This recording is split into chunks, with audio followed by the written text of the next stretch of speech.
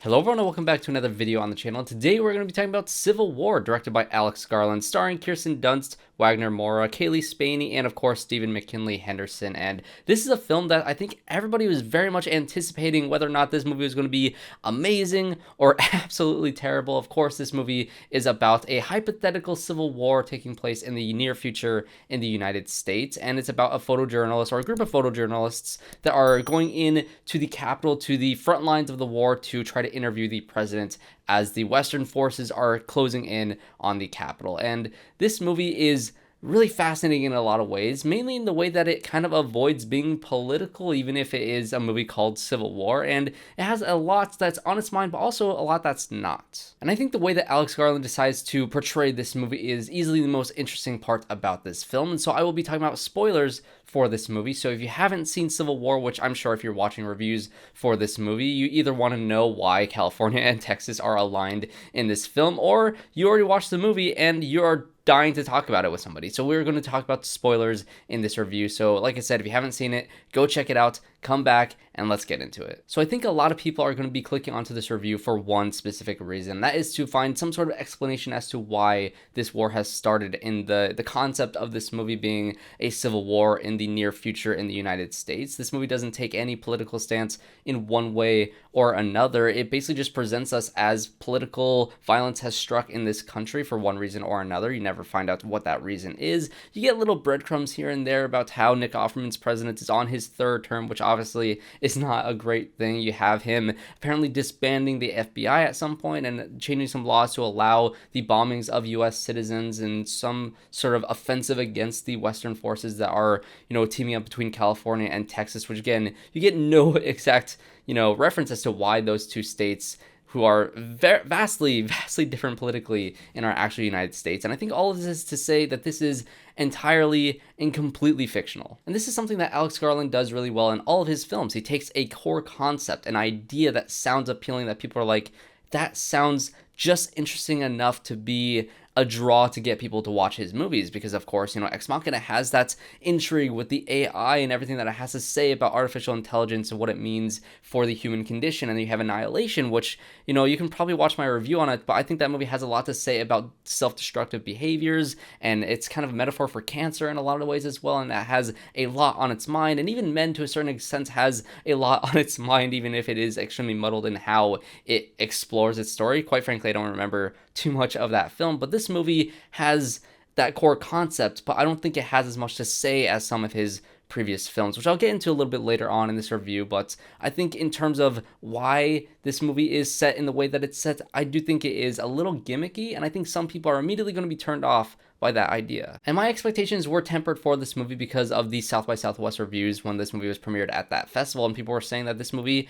is shockingly apolitical, which it is. This movie takes absolutely no stance whatsoever, and I think that is honestly the smartest decision this movie could have made. Or maybe not the smartest, it's probably the safest, or maybe it is smart. It's smart and safe. It's a very smart and safe decision that they could have made with this movie, because you don't really want to poke the bear in that way. You want to present a film in an almost objective point of view, in a way that a journalist is going to go into the situation as objectively as possible to capture the truth of a situation and let you, the audience, place your own opinions and thoughts onto the situation at hand. You can take any political affiliation and say, okay, maybe this president is trying to become a dictator of this country, and now you have these groups of people in the United States rising up against a possible dictatorship in the US. Or you can take it the other way, and you can say that you have these armed groups of militias around the country that are all forming together to be able to overthrow the government because they don't like how democracy is running the country, or this and this and that. It's an insurrection against the people of the government. Whatever you do, whatever political affiliation that you have that you can place to this movie, I think either one works because of the way this movie presents this war. And that means anybody can enjoy this movie, which I think is a very interesting direction to put in it. But I think the idea of this film to be, okay, no matter what your political affiliation is, in America, whatever you come into this movie with, I think we can all walk into this or walk out of this movie saying that war is definitely bad and that we do not want this to happen in our country. I mean, I guess there are some people that do think it's okay to incite political violence upon the Capitol building of the United States, but that's neither here nor there. A little bit too real to be, I guess, a comfortable watch for a lot of people, but in general, I think most people are going to walk out of this movie saying that political violence is bad, obviously. But instead of dwelling on what this movie isn't about, let's get into what the film is actually about. And that is mainly with Kirsten Dunst's character, who is absolutely phenomenal in this film. And if you haven't seen Fargo season 2, there are a lot of Fargo season 2 actors in this movie, including, of course, you have Jesse Plemons, you have Kirsten Dunst, and you have Nick Offerman. I can never rave enough about Fargo season 2. Go watch Fargo season 2. But she was phenomenal in this movie as well. And, as a photojournalist who has been across the world, she's gained a lot of fame and popularity amongst different photojournalists in terms of the shots that she got, in terms of all the wars that she has survived and all the warnings that she sent back to the United States to essentially not let war break out in this manner. But because civil war has broken out in the United States, she's lost a lot of hope in terms of the power of photojournalism and what the impact of her work actually does. And when you have this younger character played by Cailee Spaeny who wants to be a photojournalist, who wants to do the things that this character has done throughout her entire life, that has inspired this younger, photographer to do the things that she has been doing her entire life, that is an absolutely crushing thing for this character, because for one, she knows she can't control this, because when she was that age, she was also going out into war situations and taking these photographs and, doing all this important work, and she sees that passion in this young girl's eyes, but at the same time, she sees the danger of what this has brought to her own life and feels a sense of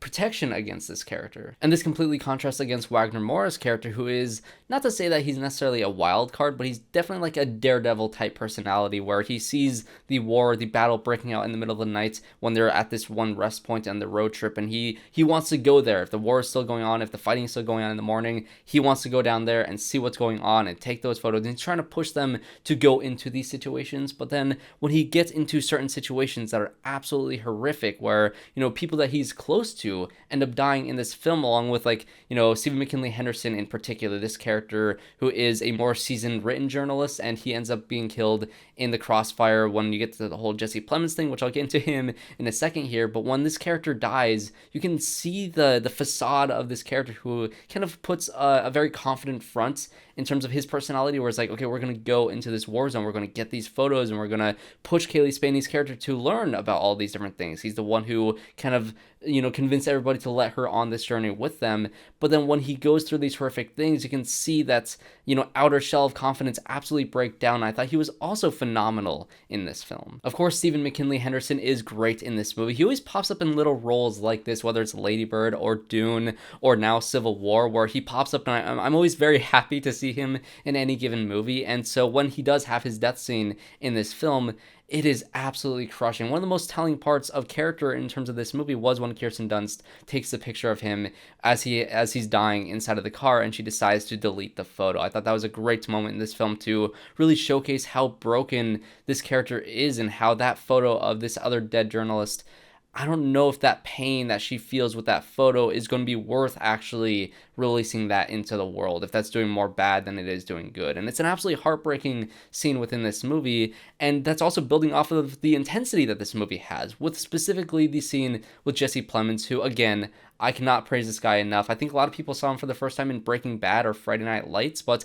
I got him in Fargo, and so I always thought that he was a really sweet character, but he plays a really cruel and brutal and sadistic person very well, in particular in Breaking Bad, but even more so here. There is a very raw sense of tension that you get throughout this entire movie that I think Alex Garland has a great handle on that sort of thing, and this being a war film, it is also very much a horror film in the way that he has kind of come up in horror, specifically with, Ex Machina, I guess less so with Ex Machina, but more so with Annihilation and with Men, and the horror roots that he has in those two films. This movie has some absolutely horrific moments and absolute, control over the tension and the suspense in scenes like this. And when, everybody saw it in the trailer, when Jesse Plemons asks what kind of American they are, it is absolutely nail-biting, edge of your seats, just complete and utter tension that you feel throughout the entire audience. And it was completely terrifying. And the kind of dark humor that you get out of that sequence as well, with him saying, oh, what, South America or Southern America? Is it Central America, Northern America? Like, where are you from? And then how you get sort of this like false sense of security with this character, but you're also kind of laughing out of fear and uncomfortability. And then when he starts, killing people, it is just insane. It is absolutely terrifying. And that is the sort of tension that you get throughout the majority of this movie, which is just extremely tense sequences with a little bit of dark humor in there, a lot of horrific visuals that you see in here. And I think one particular choice that this movie does extremely well is showcasing the photographs that they're taking in the middle of the scenes of action that you're getting throughout this film. I wouldn't necessarily categorize this movie as an action film, and I think some people going to this movie to look for an action movie is definitely looking like, you shouldn't be looking into this movie for an action movie. You should be looking for this movie in terms of like a really dark drama that is very twisted and that has a lot of implications on what political violence can do to a country and how damning that is. And then the action that you get in this movie is just kind of, I guess, the cherry on top. It is very entertaining and well shot and well choreographed, but also those flashes of those photographs really ground it in realism to be like, this isn't something that you're watching for the action. This is horrific events that you're witnessing. And these flashes of these images, which if you've seen stuff like 20 Days in Mariupol, or you're keeping up with the news in Ukraine or in Gaza and all these different things, and you see those horrific images, the power of those images are so strong. It is so just impactful. And I think this movie does the best that it can to have that sort of impact with these images, considering it is a completely fictional thing. And like I said, the whole point of kind of setting it in the United States feels a little bit like a gimmick to me at times, but it gets people's attention. It's getting people into the theater. Maybe people look at those photographs that is taken in this movie and apply it to when they see some, images from Gaza. Maybe they'll take it seriously next time they, see these horrific things that are happening in our real world, and to see how terrible this actually is and how scary the potential of war breaking out in our country truly is. And I think that is the impact that this movie is striving for. And I think this movie does succeed in what is trying to, I guess, affect the viewers with. But just to talk about a few other sequences that I absolutely loved about this movie before I get into my main issue with this film is, the scene where they drive through the Winter Wonderland scene. That entire sequence is absolutely just thrilling. And when you have a sequence where you have a sniper out in the distance that is, firing off shots, and you have these other two snipers that are just stuck there in the grass, and again, the dark humor seeps through this sequence with them. We don't know what side this guy's on. Maybe he's just some crazy psychopath that isn't a part of one political affiliation or the other. Maybe he's just firing off like a maniac, or we don't know what is exactly going on. We don't even find out who these soldiers are that are on the ground, what they're fighting for. It's just the violence in the nature of what is happening in this was absolutely terrifying, but also darkly funny with how the dialogue was written and how it was all portrayed in this sequence. It was absolutely terrifying. I haven't been that terrified in a sniper sequence since playing The Last of Us Part 2. You know what scene I'm talking about if you play that game. I hate that sequence, but it was really fun to play, but the intensity is definitely there. And then you get the entire last act of them finally in DC trying to get to the White House, and they're all following the different soldiers, the different explosions that's happening, the different chaos that's happening with all the tanks and all the helicopters, and the adrenaline that you face in this sort of situation where you're desperately hiding for cover, but you're also trying to get the shot that you need to get to, showcase the horrors of war. But then once you finally get into the White House and you're trying to get to the president, and these other soldiers stay out of our way, this is an intense situation and we don't want you to get hurt. And you get the stuff that happens at the end of this movie, which is absolutely infuriating. I think Cailee Spaany's character in particular goes through an amazing arc, because the first time she goes through I guess even a quiet sequence where they go to a gas station and there's these guys who are there who you don't really know what side they're on again, but then when you see these people hanging in the back for trying to steal stuff at some point, and they're just hanging in the back all bloodied and beaten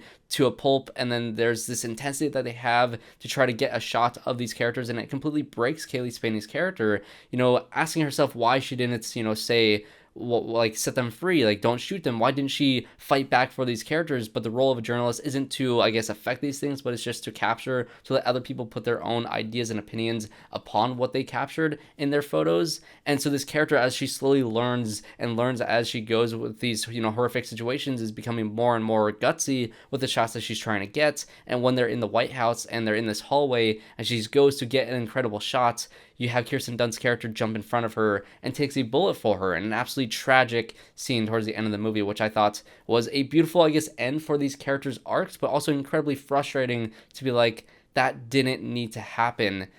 but it was also beautifully done at the same time. I don't know, it was something else. And again, the snapshots of seeing the photographs of her falling down, I thought was much more powerful than actually watching her get shot. Again, the power of photographs in wartime, situations is unmatched, unparalleled with anything else, and so I thought that choice was extremely well done. And once you finally do get to the president and Wagner Moura says, like, do you have anything to say before we essentially kill you, before we execute you? And his line is just basically, please don't let them kill me.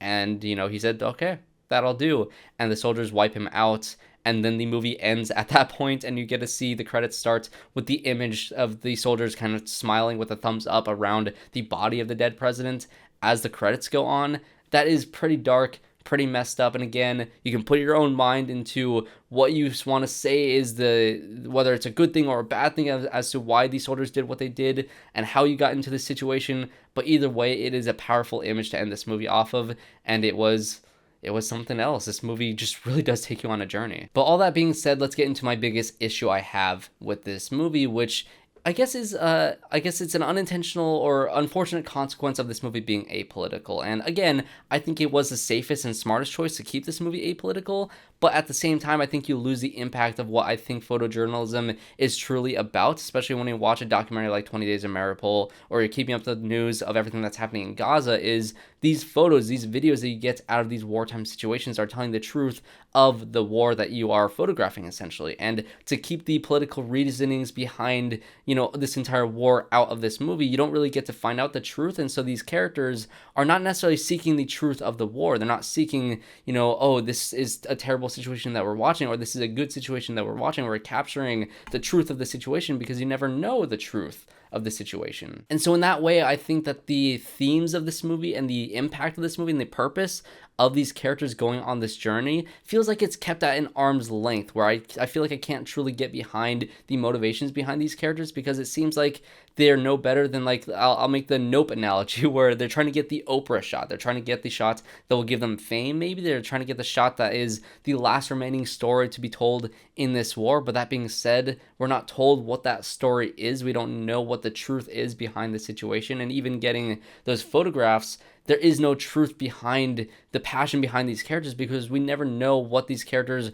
are trying to capture. And again, I'm not trying to say that I think this movie should have taken a political stance one way or the other, but it feels like the motivations behind these characters and the impact of photojournalism in general, I guess it could have been a lot deeper if it does dig into that truth. And unfortunately, since this movie is apolitical, it fell a little flat to me by the ending.